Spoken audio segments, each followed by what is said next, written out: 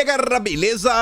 Como é que vocês estão? Meus amigos, animem-se. Finalmente, Rodrigo Pacheco marcou a sessão do Congresso e Nicolas veio às suas redes sociais falar que o Pacheco mandou mensagem para ele e agora temos dia e hora para o requerimento da CPMI dos atos do dia 8 serem lidos. Além disso, vamos também falar sobre outra CPI que eu acho que interessa a vocês, que o Pacheco já leu o requerimento ontem. E também teve ministro do PT partindo pra cima da Globo. Envolve fake news. Já vamos comentar sobre tudo isso no primeiro tema. Depois, um comparativo Dilma versus Bolsonaro. A imprensa já tá começando a falar dos 100 primeiros dias. E também tem que comentar um pouco, né, do caos econômico, que todo dia tem uma notícia nova. Depois eu quero falar com eleições. Não deu tempo, mas hoje vai dar.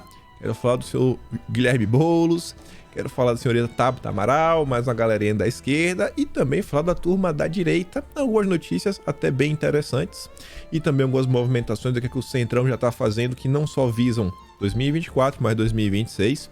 Depois vamos falar do Jair, que para quem falou que flopou, né, tentaram mentir para a população.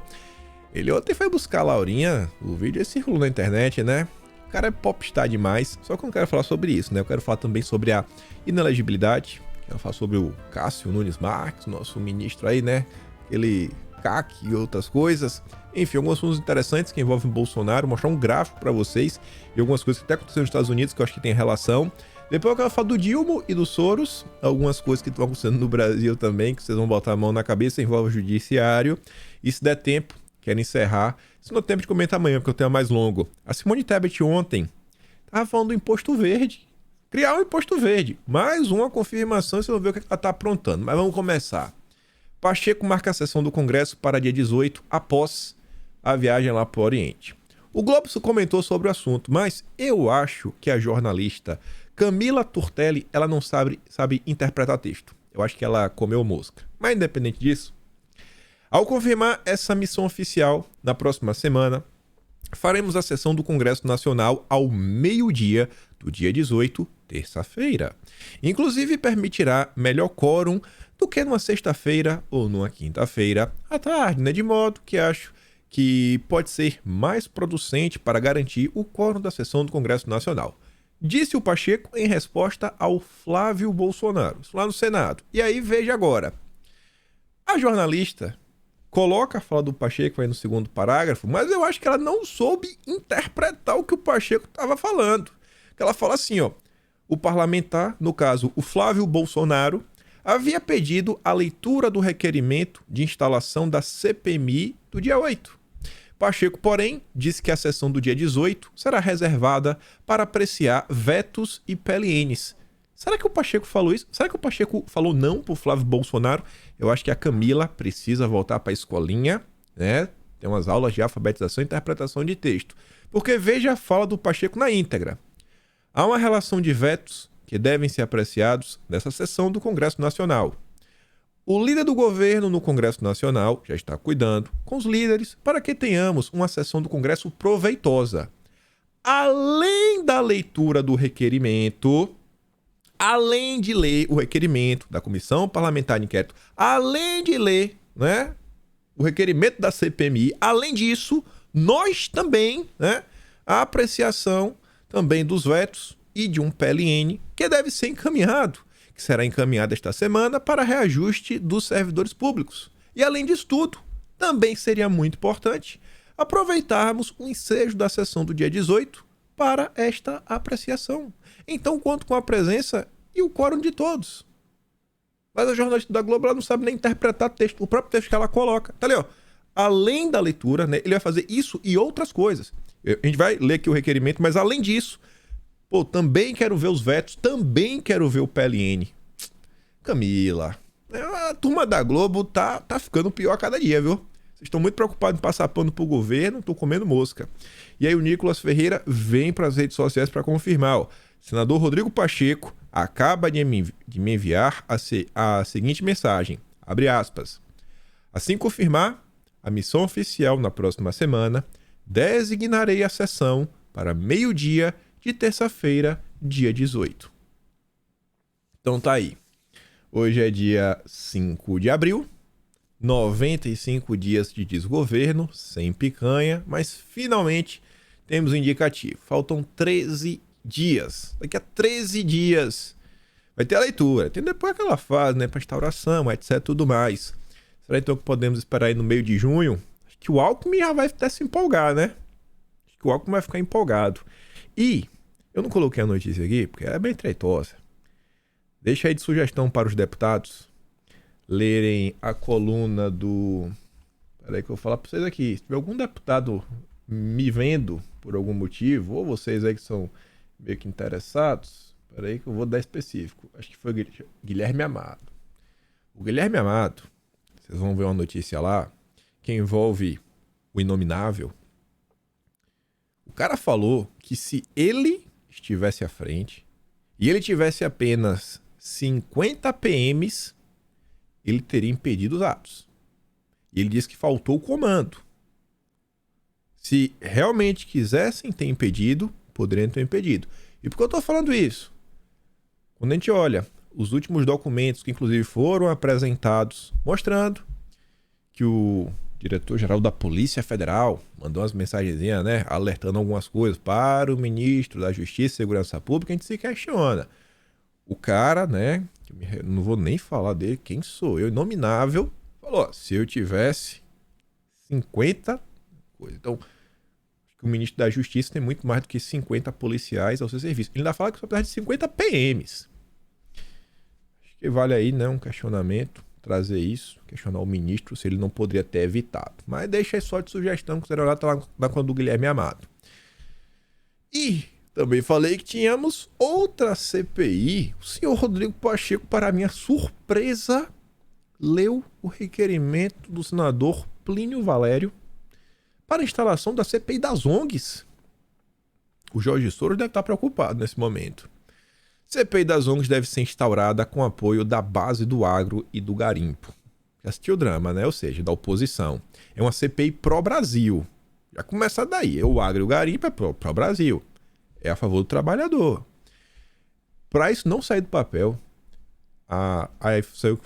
quem trouxe essa informação foi a turma do Globo, mostrou que o Pacheco ele rejeitou um parecer que era a favor de não ter a CPI.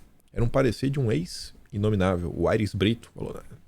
Que não tem, sabe, um fato determinado, isso, aquilo, outro, tudo mais. E a turma quando falou, não, bicho, não é assim não, vai ter CPI sim. E aqui a matéria está falando sobre o Plínio Valério, né, que é o cara que está à frente disso.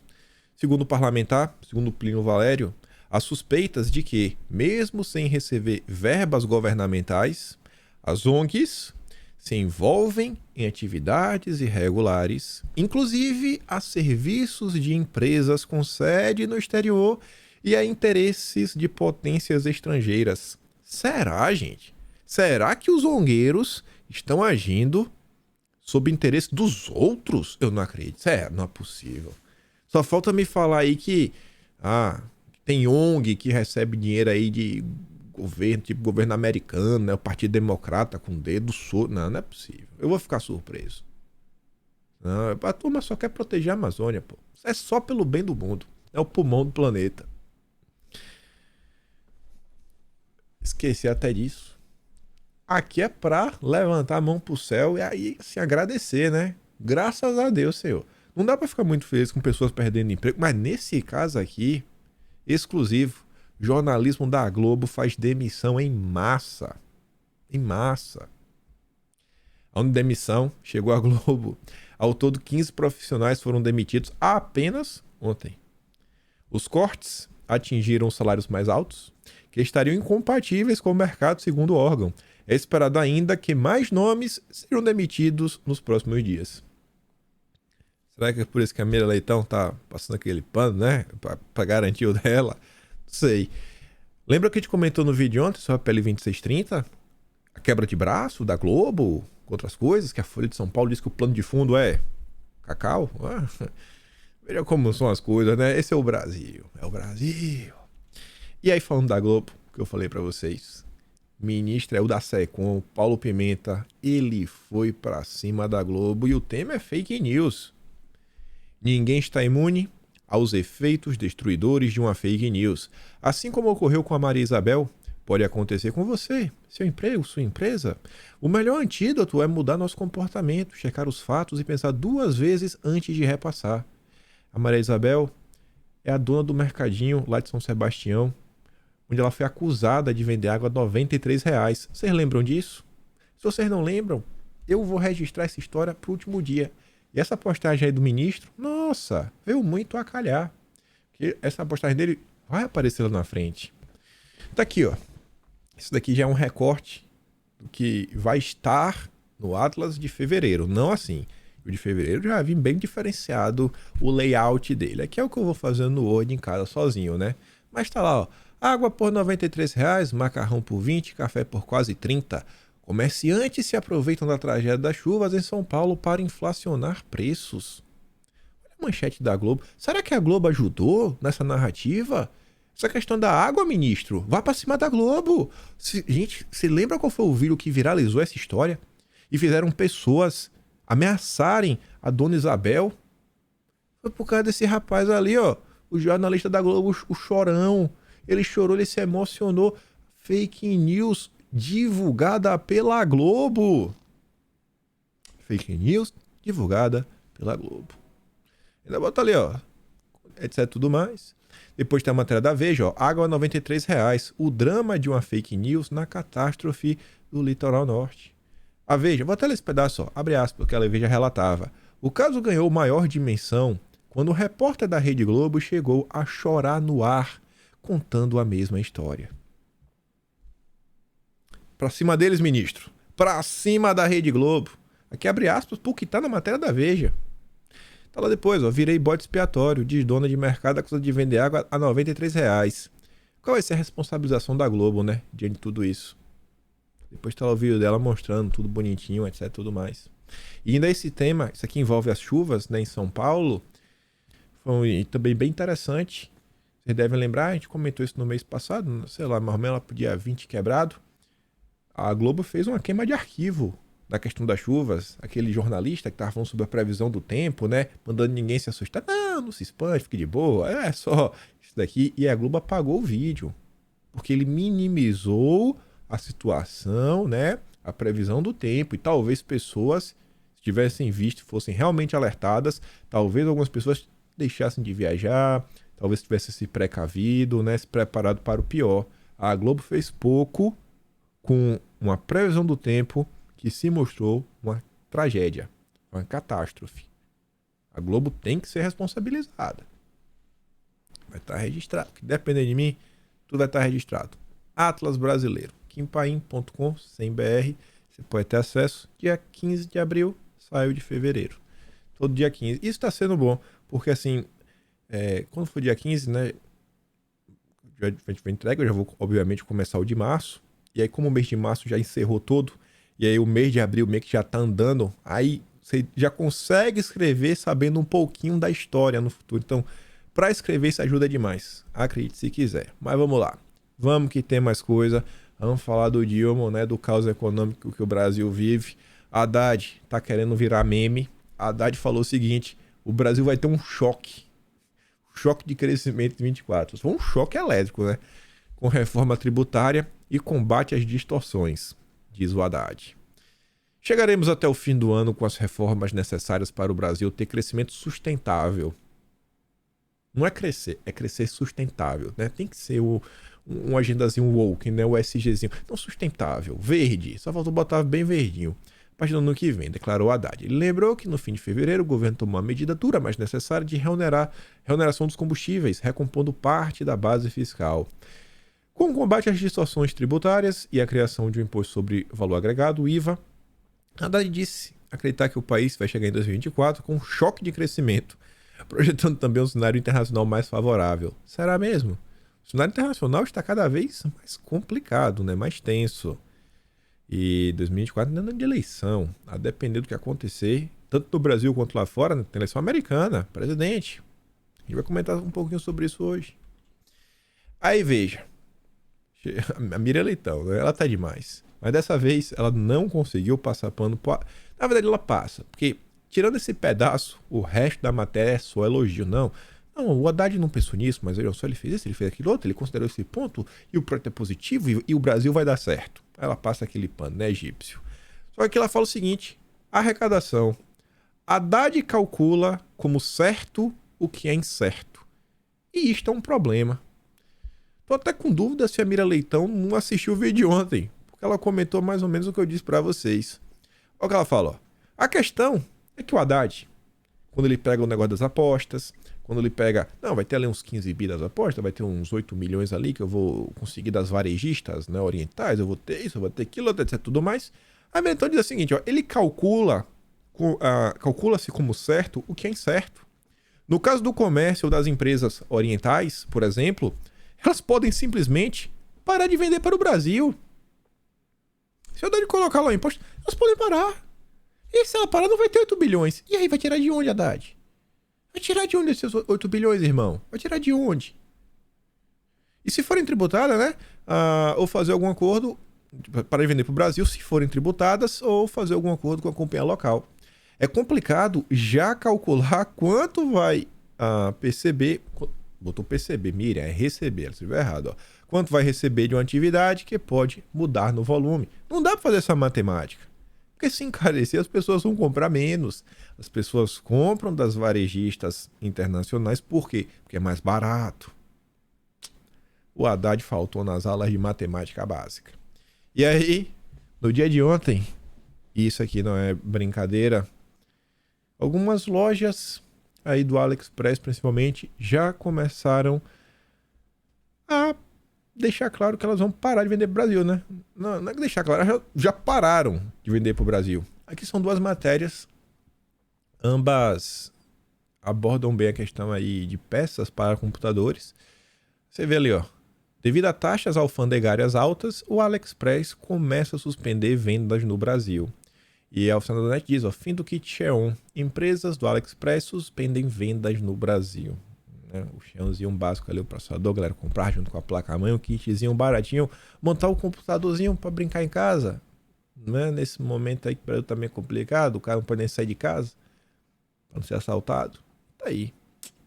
Pelo visto, os brasileiros não são os únicos que sofrem com problemas nas importações. As lojas orientais cansaram dos abusos alfandegários e suspenderam vendas de hardware para o Brasil. Parabéns, Haddad. Parabéns. Parabéns.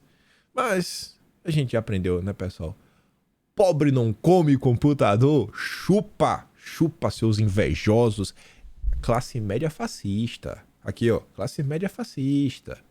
Não sabe que o pobre passa. Tá preocupado com computador, com hardware, né? Com roupinha.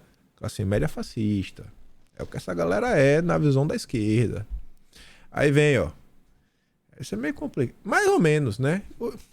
Inflação do miojo. Alta de custos encarece até o símbolo maior da comida rápida e barata. Irmão, pobre não come miojo. Miojo é comida de classe média fascista.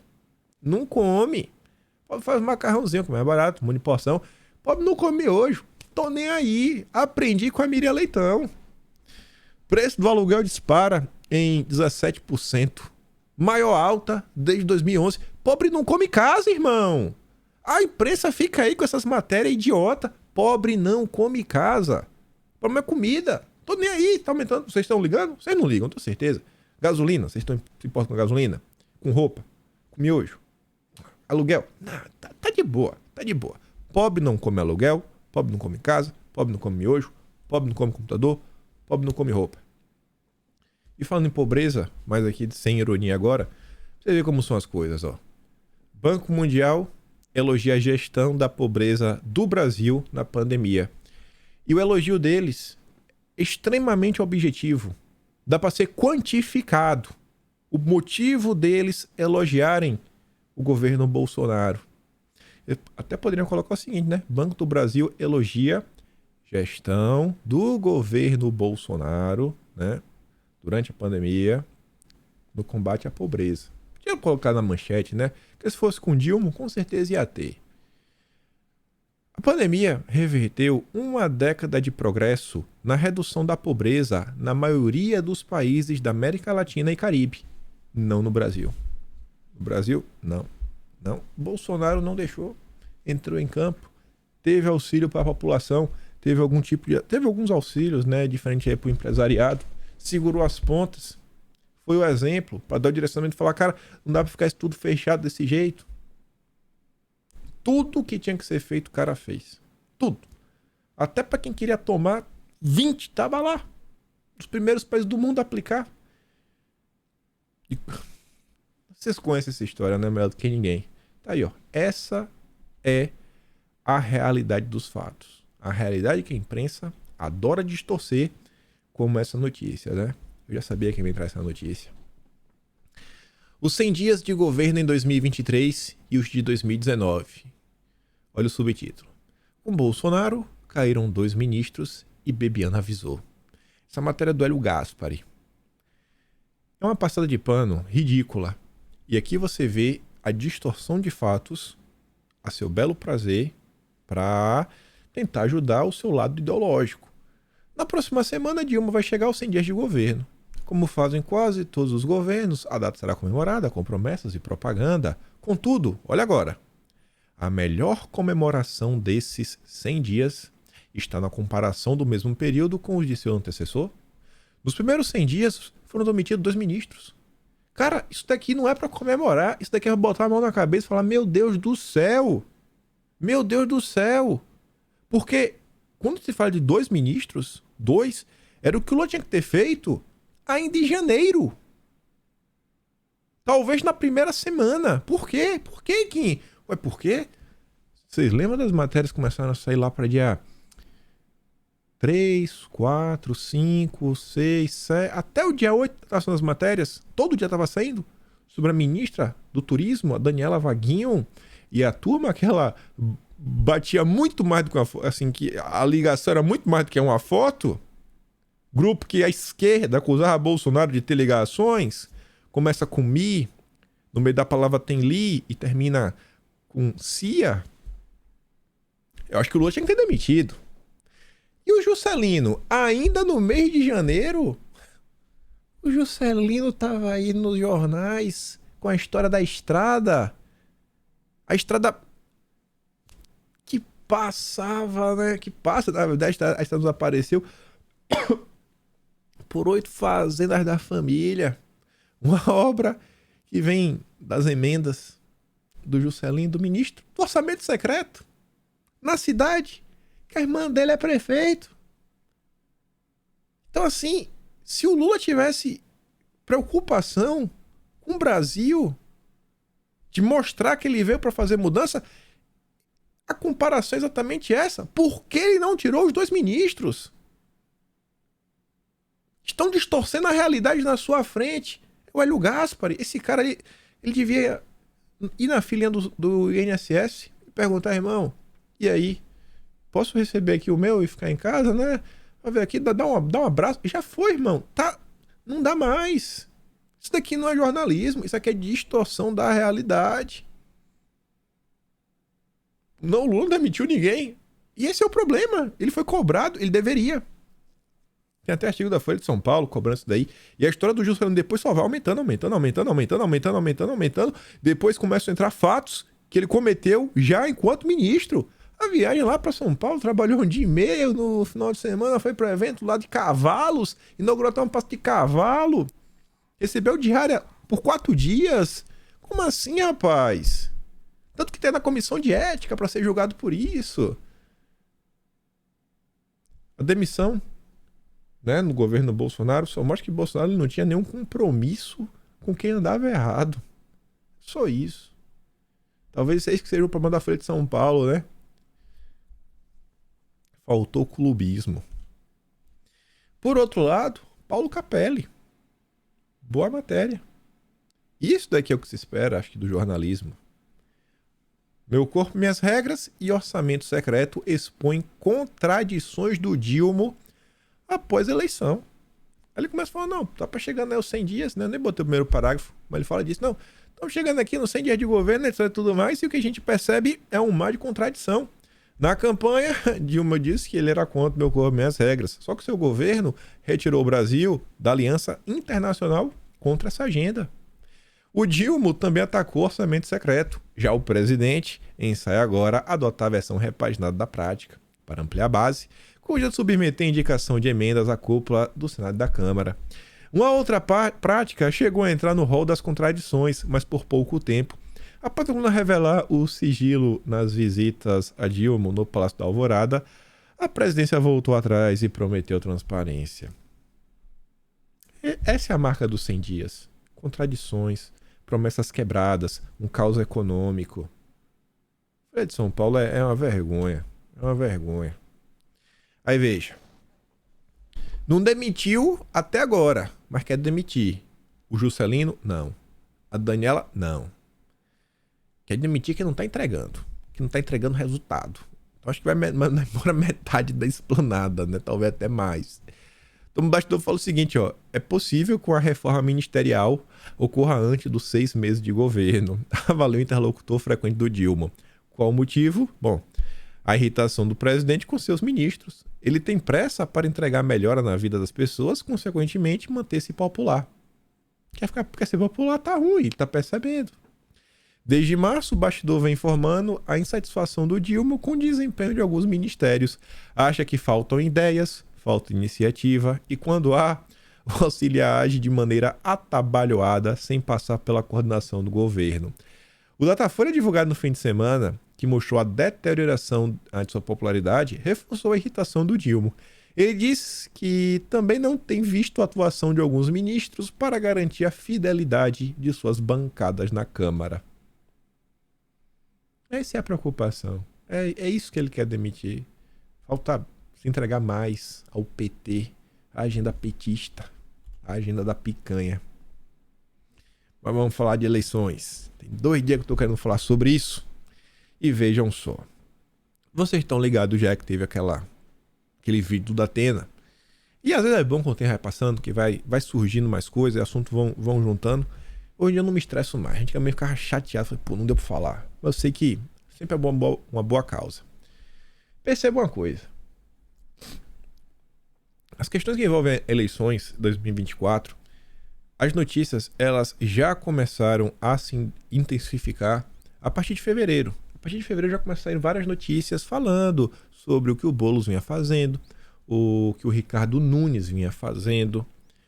E aí falava um pouco de partidos e sempre batendo na tecla da cidade de São Paulo. A cidade de São Paulo é assim, a joia da coroa da eleição no ano que vem. É o maior, sabe, o maior, não sei se é um curral eleitoral, mas enfim, é a cidade com o maior número de eleitores. É o 3º maior PIB do Brasil, só perde pro PIB do próprio estado de São Paulo e o PIB do Brasil inteiro. É basicamente você tem mais poder sendo governador de São Paulo do que você sendo, sei lá, um governador de um estado. São Paulo é um gigante, né? A cidade de São Paulo, sozinho, é um gigante.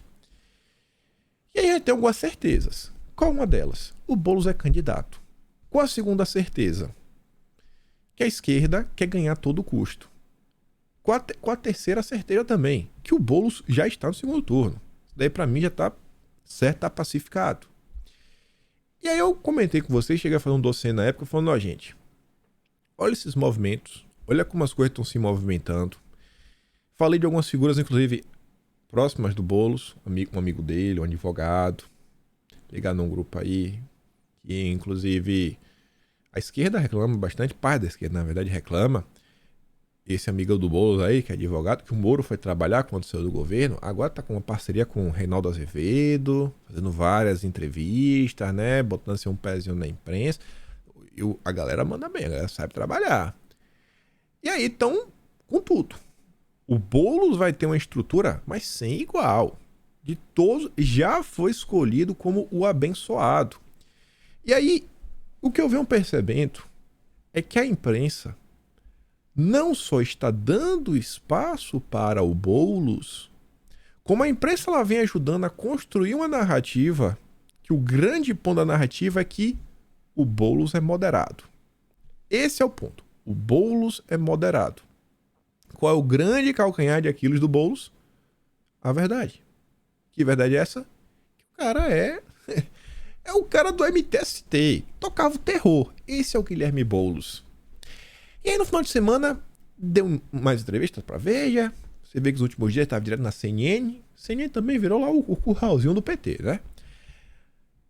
Aí, uma entrevista aqui pro Sérgio Quintela na Veja. Boulos defende a destituição de Campos Neto. Essa era a manchete. Aí chega lá e pergunta pelo seguinte, ó. Como tem sido a experiência parlamentar e como vê a dificuldade do governo formar a maioria? Tu acha que ele vai responder sobre o governo formar a maioria? Não. Olha a resposta do cara. Na minha atuação como parlamentar, já apresentei um primeiro projeto de lei de combate à fome, de cozinha popular. Minha meta é aprová-lo neste mês. Já falou logo de um projeto para fisgar o pobre. Eita, comida. Me tornei líder do PSOL, sou membro de 4 comissões, como a CCJ, Fiscalização e Controle. A minha meta é ter atuação parlamentar intensa. Agora o que ele disse? Será que ele vai falar do formar a maioria do governo? Não. Estive reunido recentemente com o AP, secretário da Reforma Tributária, para discutir medidas que não gerem perda de receita para a cidade de São Paulo quando a lei for aprovada. Ó, cidade de São Paulo. O cara está lá trabalhando pela cidade de São Paulo, que ele quer ser candidato. O IVA, Imposto sobre o Valor Agregado, acaba com o ISS, que é a principal renda da crise. Não é razoável, por isso estamos pensando em uma transição por um prazo entre 20 e 25 anos. Aí imagina, o ISS é Imposto sobre Serviço, né? Tá até ali. Pensa aí o setor de serviços, que é o setor que mais emprega no Brasil. O setor de serviços. O cara tá vendo aí que a reforma tributária vai vir com tudo pra cima dele. Ele vê, pô, o Boulos? O Boulos está do meu lado. E ele já está lá, já entrou em campo. Rapaz, eu vou ter que falar com o Boulos. Tenho que procurar um agente, tô preocupado. Meu Deus, o que é que vai ser da gente? Aí já vem, já liga um comerciante pro outro comerciante. Daqui a pouco já tá com a da Associação dos Comerciantes, né? Pô, vamos tentar encontrar com o Boulos, né? O Boulos vai ser o cara que vai nos defender. Aí o cara liga, o Boulos, não, eu vou defender vocês. Mas, ó, ano que vem tem eleição. Não vai esquecer de mim. Eu preciso de força para lutar mais por São Paulo. Aí você vê, rapaz, como o Boulos é ponderado. Aí segue. Como o senhor vai se defender da pecha de invasor que vão lhe jogar novamente? Olha a moderação. Essa pecha cola é um setor de extrema direita que não vota em mim, é minoria. Conseguimos ao longo dos anos, em especial na eleição passada, explicar o que eu defendo. Movimento social de luta por moradia, que não se trata de tomar a casa de ninguém, muito pelo contrário, pois viabiliza casas para as pessoas cumprindo a lei. Mas eu não vou ficar na defensiva. Não vou deixar que as fake news conduzam o debate. Eu pretendo, juntamente com minha atuação parlamentar, conhecer algumas experiências em loco. Olha agora! O Boulos versão gestor, versão João Dória. Vou no mês que vem ao Chile dialogar com a prefeita de Santiago sobre as ações implementadas lá na política urbana. O Boulos agora virou gestor, tendo aulas em loco, trazer soluções de crescimento sustentável para a cidade de São Paulo. Depois disso, tenho marcado a viagem a Harvard. Meu, deve ter sido até o Lehman que arrumou essa viagem pro Boulos.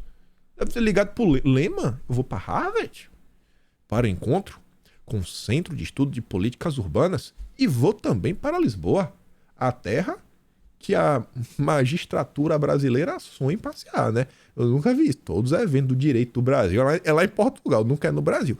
Vai para Lisboa, conhecer as políticas lá, assim como Paris, Barcelona. O cara vai rear o planeta. Daqui a pouco tá sentado no colo do Klaus Schwab. Vou conhecer as políticas de redução de distância, de reurbanização de centros urbanos. Ó, rapaz, redução de distância. Reurbanização, o trabalhador fica 2 horas no ônibus. E, rapaz, eu vou votar no Boulos. O cara é gestor, o cara é moderado, é tudo fake news.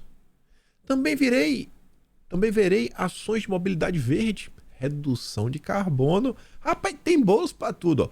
Pra vegano, pra SG, pra ativista ambiental, pra quem quer chegar rápido no trabalho, pra quem quer casa, pra quem quer comer, pra quem quer um gestor. O cara é moderado demais.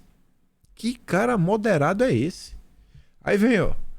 Em 2020, o senhor desbancou o candidato do PT e foi ao segundo turno. A despeito da derrota para Bruno Covas, a sua imagem saiu maior do que entrou. O que vai mudar no ano que vem? Em 2020, fui o azarão. eu tinha 10 segundos na TV. O campo progressista estava dividido em 5 candidaturas. Era um cenário muito difícil. E o cenário do país também era difícil. O Bolsonaro era presidente e estávamos no meio da pandemia. Agora vai ser diferente, pois podemos aprofundar a discussão sobre a cidade para além das caricaturas das fake news. A direita vai usar que eu sou radical, etc e tudo mais. Reduzir o debate a um meme ou a mentira é fácil. Ano que vem, vamos conseguir discutir a cidade. Você vê, o cara tá preocupado, você vê que a candidatura tá 1000. E o que ele falou, que ele só tinha 10 segundos, meio que isso era verdade. Imagina esse cara agora, com todo o apoio da imprensa, com o apoio do governo federal, com dinheiro para a campanha, meu amigo, cidade de São Paulo caiu na mão do Guilherme Boulos. É assim, é inacreditável. Sabe, você olhar para 5, 10 anos atrás, quem era Guilherme Boulos? Todo mundo sabia quem esse cara era. E agora esse cara virou um moderado. Aí nisso daí, Boulos ouviu de petistas que aval do Dilma não garante apoio da militância. Vai vendo. O Boulos estava se movendo de um ladinho para aqui, de um ladinho a colar, etc. Tudo mais, né? Na maciota. Porque eu falei para vocês lá atrás que, para mim, a chapa do Boulos não é o PT de vice. Para mim, a dobradinha é Boulos com a Tabata Amaral. Não sou um moderado, mas uma mulher para ser vice. E aí a turma do PT falou, ó, você acertou com o Lula a coisa, mas se quiser apoio da militância, vai ter que baixar a cabeça, vai ter que pedir a bênção. Aí o Boulos disse que não, beleza, ele vai precisar percorrer os diretórios zonais de São Paulo, né, conversar com militantes, fazer reuniões. Ele falou que ia, que vai, que etc, tudo mais. E aí teve um evento que chamou minha atenção, que foi a questão do Datena. Eu olhei para isso daqui e falei, rapaz, isso aqui é tudo jogo de cena. Isso aqui... Rapaz, assim, vazaram. Ninguém sabia que esse vídeo... Como assim vazaram, bicho? Como assim vazaram? Eu olho para esse vídeo, tem algumas coisas interessantes. O Boulos não fala nada. É só as falas do Datena. E aí você percebe, o Datena implora para ser visto do Boulos, mostrando o quê? Rapaz, o Boulos é um candidato muito forte. Vamos nos tornar uma chapa imbatível. Então, já levanta a bola do Boulos. Por outro lado, o Datena sempre desiste no final. Se o Datena poderia ter alguma chance de ter, sabe, um pouco mais de robustez em sua candidatura, quem sabe pegar um voto mais à direita, sem direita ali, implorando para ser visto do Boulos, ele já perdeu esse voto. Então assim, você isolou o Datena com esse vídeo. Você isolou o Datena, levantou o Boulos e ainda fez com que grande parte da turma da esquerda, eu fiquei dando uma olhada na repercussão lá nas bolhas da esquerda, vendo os comentários lá na postagem do Brasil 247, viu o que o pessoal tava falando. Você acaba por jogar o Boulos mais próximo do PT. Mas e aí, Boulos? Vai ser o Datena ou o teu vice? Não vai ser ninguém do PT? Vai descumprir um acordo? Não sei nem se tem esse acordo, né? Mas e aí, vai descumprir esse acordo? Então, acabou colocando a pressãozinha no Boulos. Agora tu quer me falar que vazar, eu não sabia o que é porque tá sendo gravado, tava óbvio. Isso aqui foi tudo planejado. A solução final, não sei, mas esse vídeo aqui, aí fui pego de surpresa, só voltou a falar que era uma câmera clandestina e que não sabe quem foi que gravou. Pelo amor de Deus, né? Aqui não foi numa festa, aqui foi na casa deles. Aí tá lá, ó. Datena pede para Boulos peitar Dilma e sugere ser visto do PSOL. Datena afirma a Boulos que o PT não vai aceitar vitória do deputado e que partido iria tomar nabo caso fosse uma chapa conjunta, chapa imbatível. Aí fala o seguinte, que o presidente do PT de São Paulo reage a vídeo do Datena e Boulos. E o vídeo falou que não, isso aqui, nossas relações com o Boulos não mudou. Você pode ver o Boulos calado, ele não falou nada. Tava só ouvindo, tava sendo educado. Aí o Kiko Seleguin, né, presidente do PT de São Paulo, falou o seguinte, a coluna do presidente do PT afirmou que a opinião de Datena sobre o partido não importa. O apresentador é um porta-voz do bolsonarismo. Seleguin ressaltou ainda que Boulos é um aliado. Ainda fica nessa, né? Vai ficar aí, ó, esse bicho não era bolsonarista e o Boulos é a mesma coisa. Ainda tem essa, né? Ainda fica querendo tirar a direita de besta. Datena nega aliança com Boulos e critica vazamento. Canalha. Canalha, né, Datena? Ele tem um acordo com o PT, que por acaso é o partido do Dilma, para que a vice seja dele, do PT. Eu disse, Boulos, olha, se você quiser uma composição comigo, você tem que falar com Lula. Esse é o detalhe. Agora, se você não puder me ter como candidato a vice-prefeito, vai ter do lado um candidato que vai concorrer com você com chances até de ganhar, se nós estamos empatados. Em seguida, a Datena chamou de canalha quem esteve na casa de Boulos e gravou parte da conversa para, segundo ele, prejudicar o deputado federal e o apresentador. Foi na casa do Boulos, gente. Não é estranho? Aí o vídeo foi vazado. Tá bom. Vídeo vazado. Aí depois vem o Boulos, todo bonitinho. Não, olha só, nesse sábado, o Datena, o Craque Neto e eu estavam com outros amigos corintianos, meu convite para o jantar no Campo Limpo. É uma conversa informal sobre futebol e política. Lamento profundamente que alguém tenha vazado uma conversa privada na tentativa de criar polêmica.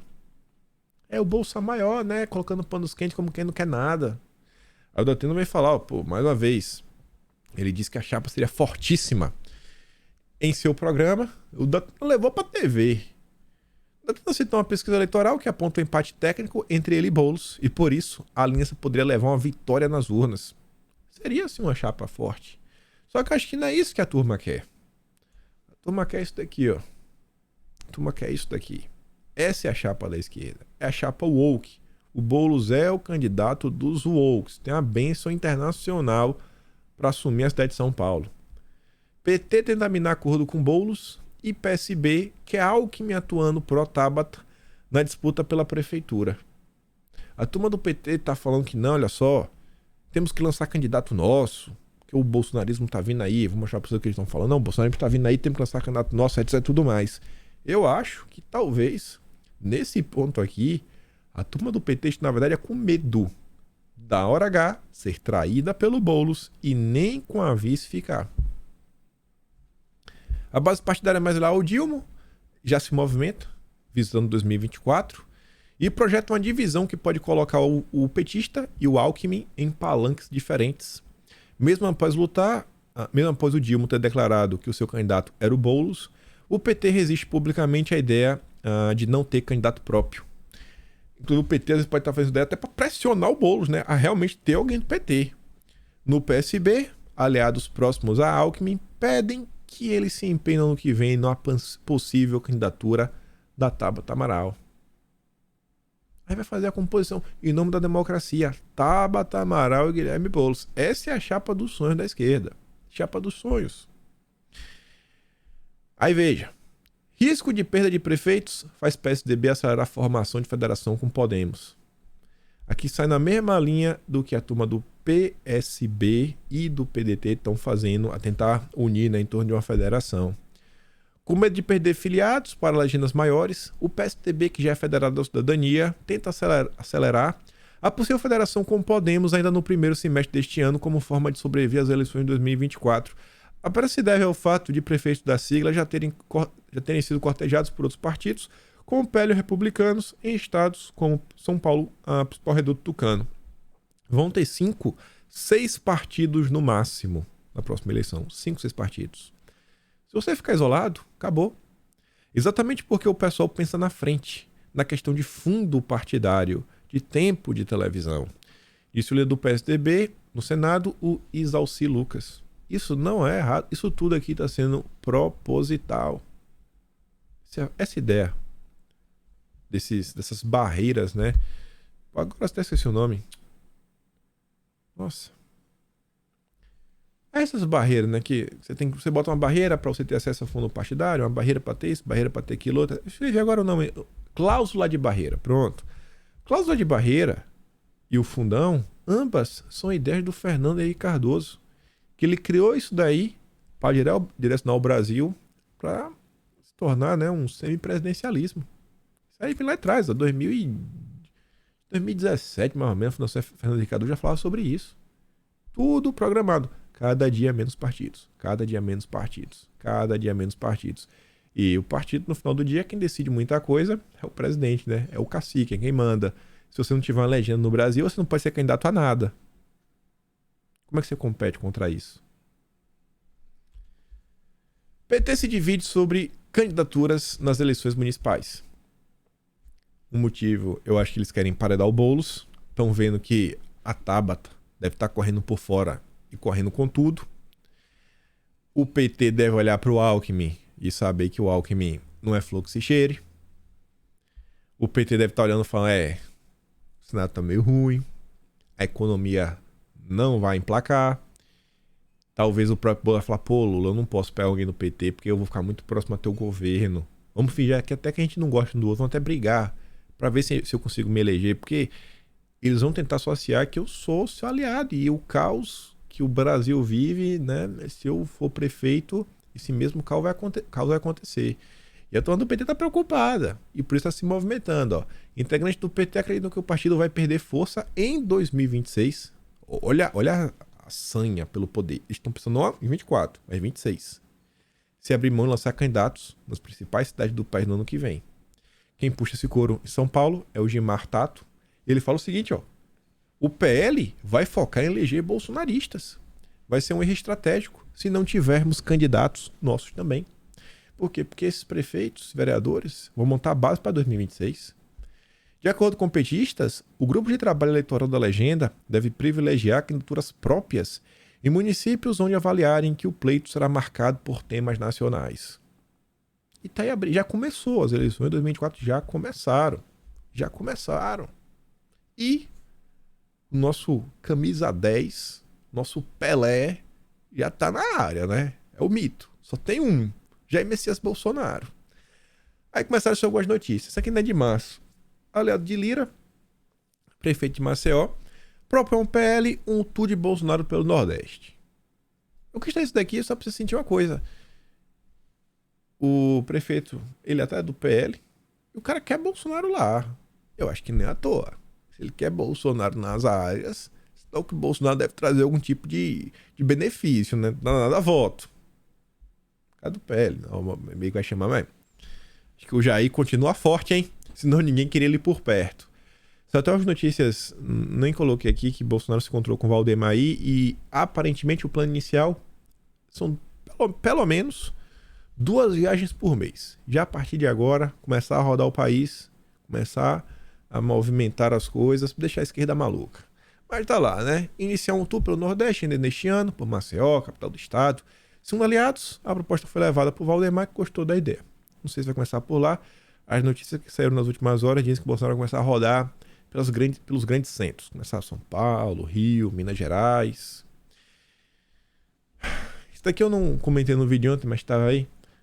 O Lauro Jardim postou a nota falando que Bolsonaro, né, não foi trabalhar, não foi dar expediente. E aí Bonorinho postou lá no Telegram dele mostrando, bicho, fake news. Fake news. Lauro Jardim não passa de um fofoqueiro fantasiado de jornalista. Desde as 10 horas da manhã estou na sede do PL, mas brevemente estarei por esse Brasilzão todo, sem lhe dar satisfação do que estiver fazendo. Jair Bolsonaro. PL descarta integrar bloco do Lira na Câmara. Isso aqui é outra coisa que está rolando. Depois desse bloco do MDB, PSD, Republicanos, PSC, que tem 142 deputados, agora o Lira quer trazer para perto União Brasil, PSB de bola mesmo, do Alckmin, o PDT, o Avante e mais um partido. E queria ver trazer o PL também. O PL falou que não. Não combina, né? Tá lá. A hipótese, porém, descartada, pois o PL, que hoje representa 20% da casa, teria de dividir os espaços que tem direito com os sócios, né? Então não é jogo, né? O PL é muito maior. Muito maior. Acho que essa bancada ela seria a maior de todas, seria 160 e poucos deputados.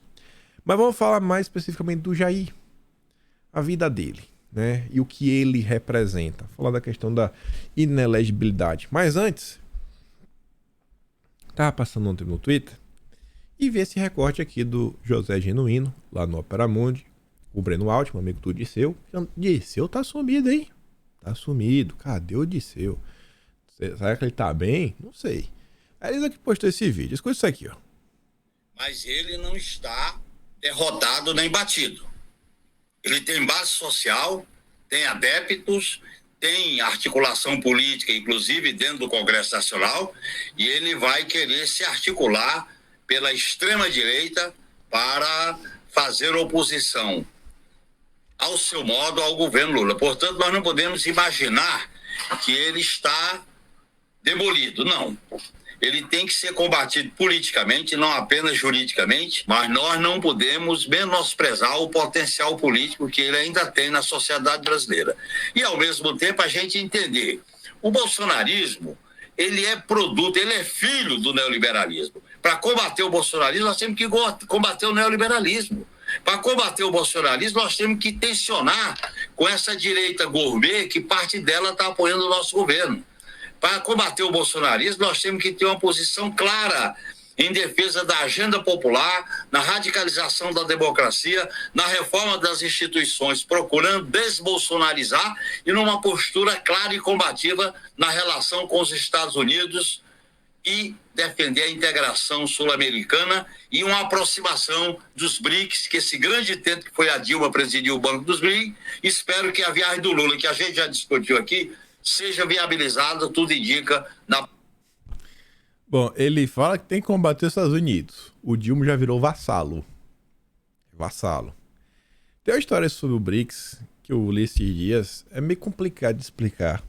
Mas, em síntese, aquela tal carta que o Dilma não quis assinar lá da Cúpula das Américas agora, semana passada com Biden, disse que não ia assinar porque era meio que a gente usa. Mentira total.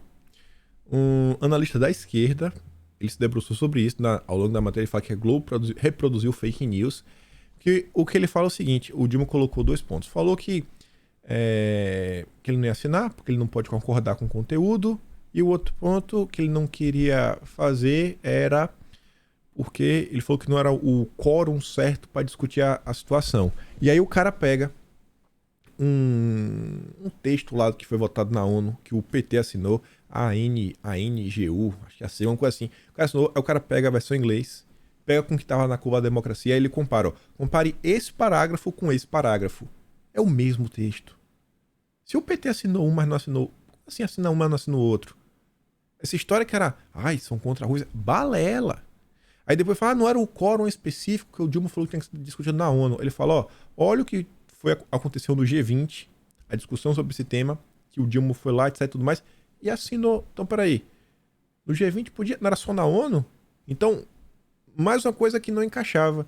E depois ele saía, uma análise aí que vem na turma da esquerda, mostrando que isso daqui é balela. O que tem por trás dessa história de não querer assinar, não é nada para falar que eu não sou coisa. E ele vinha mostrando que vinha sendo desenhada toda uma estratégia para no final do dia melindrar a Índia, para parecer que o PT é mais pró-Rússia do que a própria Rússia e que a Índia, e colocar a Índia numa situação sensível perante a comunidade internacional para tentar gerar uma atrito interna dentro dos BRICS.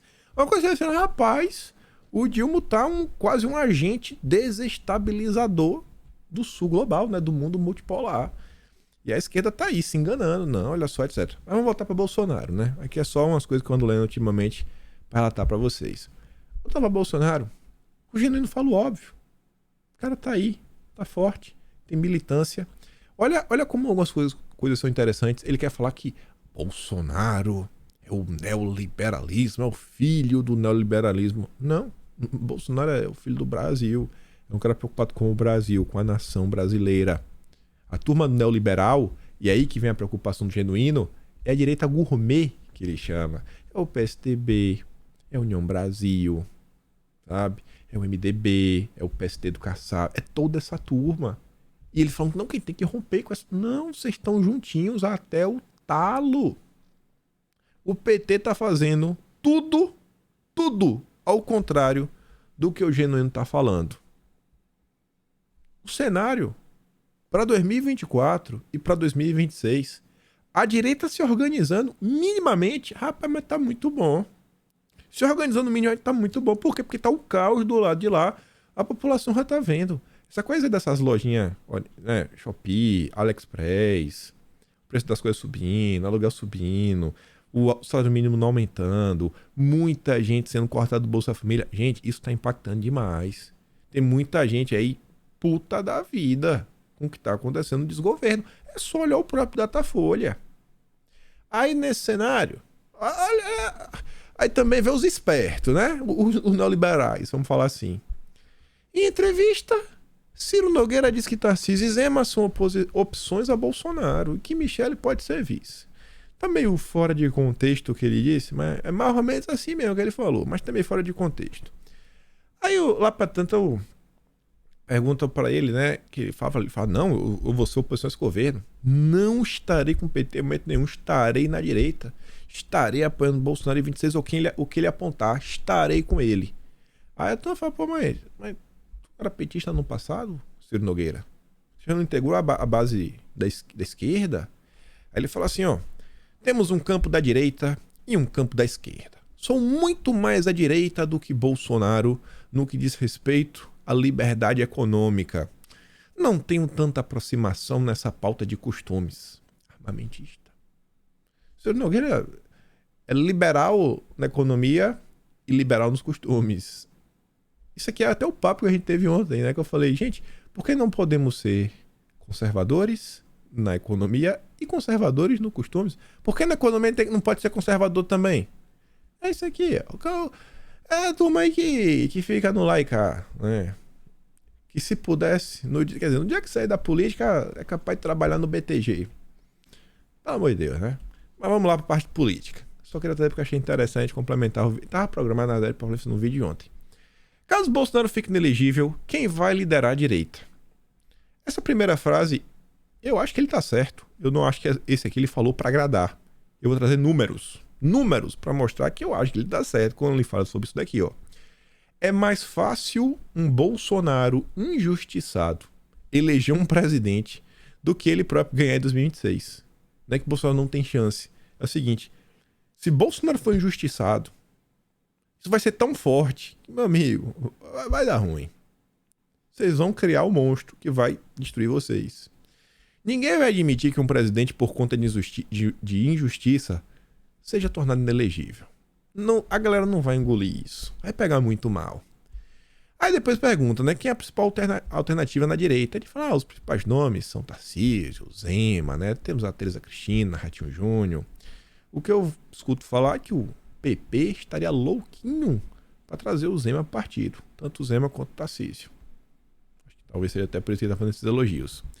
E aí, para provar em números, vi essa postagem ontem. Gustavo Castanho, esse cara é filiado até ao PDT. Não sei se estão acompanhando, mas basicamente o Trump tá preso, né? Tic-tac, Trump preso amanhã. O procurador lá, amigo do Soros, basicamente decretou que o Trump tá preso, lá em Nova York. Esse gráfico aqui é a comparação das primárias, né? Nomeação, né? Nomination. Quais são as primárias? Lá nos Estados Unidos, tem uma eleição interna no partido. Quem vence essa eleição vai disputar a final, né? É um turno só, é um contra o outro, né? É o Biden versus o Trump. Olha como estava o gráfico. Ó. Você vê que o tempo ia passando. Aqui era mais ou menos julho de 2022. Aí viu o tempo, o Trump estava caindo, né? As pessoas estavam começando a conhecer mais o DeSantis com um discurso mais novo, trazendo esses problemas mais atuais, batendo na tecla aí dessa agenda de crescimento dos Estados Unidos, batendo essas questões bem pontuais, batendo encaixado o DeSantis. O DeSantis vinha subindo. Pastor, a injustiça contra o Trump, olha o crescimento vertiginoso. A grande do DeSantis tá começando a optar pelo Trump. Você acha que no Brasil não vai ser a mesma coisa? Se for tentar, na mão grande, sem uma justificativa plausível, dar uma rasteira em Bolsonaro, eu acho que vai causar esse efeito aqui. A população falar, irmão, estamos vendo o que está acontecendo no Brasil, quebraram a economia, inflação lá em cima, PIB lá embaixo, desemprego nas cucuias, e vocês deixaram o Bolsonaro inelegível? Rapaz, eu fui enganado uma vez. Duas não. Quem é o candidato do mito? Quem é mito? Diz aí, é esse aí, vou votar no candidato do mito. Vou votar. Só vai olhar o número, é 22, vai apertar 22 pra tudo. 22, só pra não ter erro. Eu acho que vai por esse caminho aí, viu? Acho que a turma não tá medindo. Na verdade, a turma está medindo. Olha só. Olha as preocupações no Datafolha. Sério mesmo, vocês acham que isso aqui é o tipo de pergunta que você paga pra ter numa pesquisa? Metade dos eleitores brasileiros defende que Bolsonaro se torne inelegível. 45% são contra. A turma tá vendo. Essa metade, Datafolha, é 20%. Datafolha, que erra todas, pra ajudar o Lula, 20%. E aí você vê, ó, pela primeira vez em 34 anos, Bolsonaro terá que responder por seus atos. Então, se metade ainda acha, né, a metade do Datafolha ainda acha que Bolsonaro não fez nada de errado, cabe à imprensa subir o tom. Precisa criar um cenário favorável para puxar o tapete de Bolsonaro, sem que haja, né, uma comoção nacional. Aí nessa linha, o Mário Sabino, que odeia Bolsonaro, vocês devem saber isso, ele odeia, ele não suporta Bolsonaro. O Mário Sabino escreveu o seguinte: Bolsonaro pode ficar inelegível? Tudo depende do que será melhor para o sistema, de pesos e contrapesos do grupo que dá as cartas em Brasília, cujas conveniências são próprias e nem sempre coincidentes com as do país. Manter Bolsonaro presidenciável é mais adequado ou menos adequado do que transformá-lo em Marte da Justiça? Uma condenação não fortaleceria ainda mais do ponto de vista político, garantindo ao seu campo ideológico uma dose extra da força eleitoral? Isso é bom ou ruim? De outro ângulo, é mesmo salutar para quem dá as cartas tirar do ringue o maior adversário eleitoral do Dilma? Não seria mais interessante mantê-lo na luta? Depende da composição de forças. A turma do PT, eu tenho certeza que prefere o Bolsonaro. Não por nada, mas porque a turma do PT sabe, se a terceira via lançar um candidato e não tiver Bolsonaro, a Globo, a Folha, a Veja, o Estadão, o Metrópolis, os influenciadores digitais, Felipe Neto, todo mundo vai para a terceira via e o Dilma. Capaz do Dilma só ter aliança no dedo, né? E ele olhar para ele tá sozinho. Se tiver a terceira via, o Dilma vai descobrir quantas pessoas realmente gostam dele. Capaz do PT largar o Dilma. Capaz do PT. Só falta isso pra Globo romper de vez e trabalhar, pisar no acelerador pro Alckmin assumir. Só falta isso. Só a garantia que não vai ser Bolsonaro. Não tendo... Eu vou pisar no acelerador. E aí, veja como são as coisas. Temos o fator Nunes Marques, que pode gerar ainda... pode elevar a temperatura ainda mais um pouquinho. Ainda que tornem Bolsonaro inelegível, e eu fiquei prestando isso daqui, achei interessante. Por quê? Estão falando que vai ser 5-2. Beleza. Mas, ainda assim, o Cássio, ele pode fazer um pedido de vistas. Para tentar pegar o processo e dar uma lida. E, gente, olha, o risco derivado do fator Cássio ainda não foi afastado. Dele realmente interromper o julgamento. Tem prazo máximo. Seriam 60 dias, né? Caso eu faça seguro o processo, o gabinete pelo prazo máximo de 60 dias. Razão suficiente para preocupar os adversários de Bolsonaro. Afinal, no ambiente político como brasileiro, 2 meses são uma eternidade. Tu já imaginou? Começa o julgamento, tem um primeiro voto, etc, tudo mais. Pensa, sei lá, pensa uma coisa ruim. Tu prefere a coisa ruim, tu sabe aquele remédio, toma um gole só e trava tudo, mas acabou, passou. Né? Deu uma martelada no dedo, pronto, passou. Tu prefere aquele negócio que vai demorando, aí, vixe, aí vai enchendo o saco. Não é melhor sofrer rápido de uma vez só, indolor? Tu já imaginou, começou o julgamento. Tem um voto, quanto voto a favor?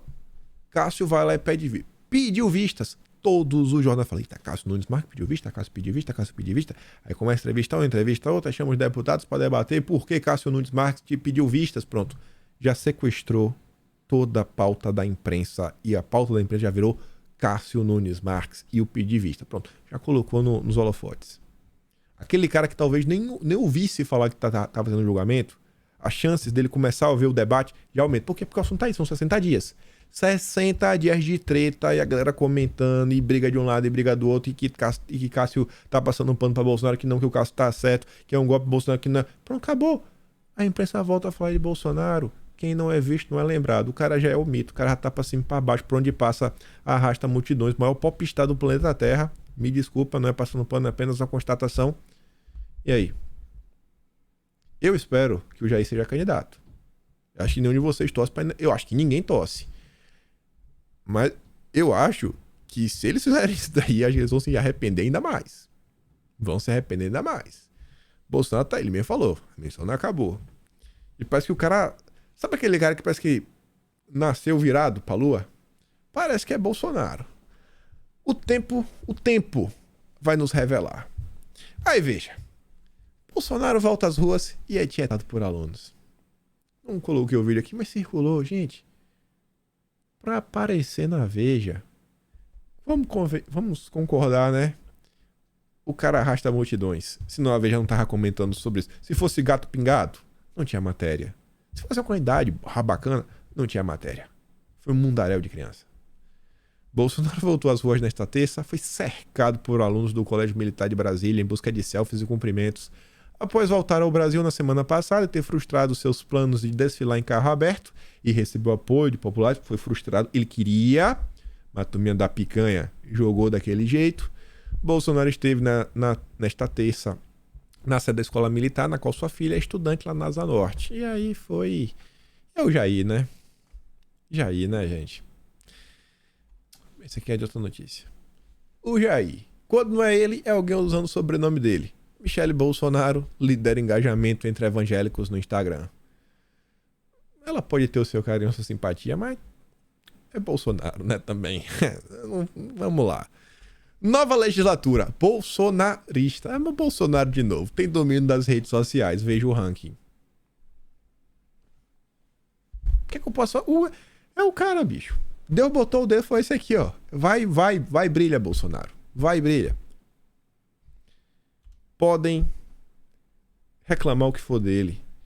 Mas é aquela coisa, ele faz as pessoas acompanhar a política. Ele fez as pessoas se interessarem em acompanhar o que se passa no Brasil. Até a turma da esquerda. Até a turma da esquerda. Ele é notícia. Ele é polêmico. Ele pode errar, mas ele tem as suas qualidades. Mas tem gente que fica querendo diminuí-lo. Isso me dói. E pra encerrar aqui o vídeo de hoje, 1h07. Toda vez que eu falo de Bolsonaro eu me perco no tempo agora. Já é o terceiro dia seguido, velho. Meu Deus do céu. Estou com problema, viu? Acho que eu estava com abstinência de Bolsonaro. Tá muito tempo longe. Oposição tenta se reorganizar para confrontar ministros na Câmara. Fiquei feliz com isso daqui. A turma aí, depois que aconteceu na CCJ, viram que não mandaram tão bem com o Flávio Dino. Falou, não, velho, vamos sentar. Vamos nos planejar melhor. Vamos chegar com material. Vamos ver aqui como é que a gente vai perguntar tudo certo, etc, tudo mais. E estão aí trabalhando. E se inspiraram no que a esquerda estava fazendo com o Bolsonaro, no governo Bolsonaro. Se inspiraram no PT. E eu acho que estão certo. Esse é o caminho. Botar a bunda na cadeira e estudar. Chegar lá para realmente fazer uma sabatina, assim, vapo. Parabéns aos deputados. Espero que isso aqui seja verdade. E falo o seguinte, que esperam contar com dados e informações que estão sendo reunidas pela equipe do Braga Neto no PL. Espero que isso aqui também seja verdade. Se for, meu Deus do céu. Quando iríamos imaginar que um partido ia começar a dar assim, um direcionamento de direita, que ia ter um grupozinho mínimo ali, né, de estudo. Não, vamos pegar aqui, montar as informações para não chegar lá de boca aberta. Graças a Deus. Vamos ver. Vamos ver. E aí, só para finalizar, lembrei isso daqui. Oposição da Truque bombardeia o Dilma com 120 ações na PGR. E o Capelli relembra. Isso daí, esse bombardeio, foi um artifício muito usado pela esquerda durante todo o governo Bolsonaro. Então não chora e não reclama. A gente comenta também outros temas. Eu fico por aqui. Se gosta do meu conteúdo, pode ser membro do canal. Tem um plano de valeu, tem um peito na descrição. Atlas Brasileiro, kimpaim.com.br e compartilhe esse vídeo. Vou mandar lá esse recorde do Genuíno lá no Telegram. Tá? O link tá na descrição. Compartilhe esse vídeo, ajuda a chegar aos 800 mil inscritos. Eu espero poder estar aqui amanhã e também ver vocês. Aquele grande beijo, abraço, tamo juntos. Valeu, meus amigos. Fui!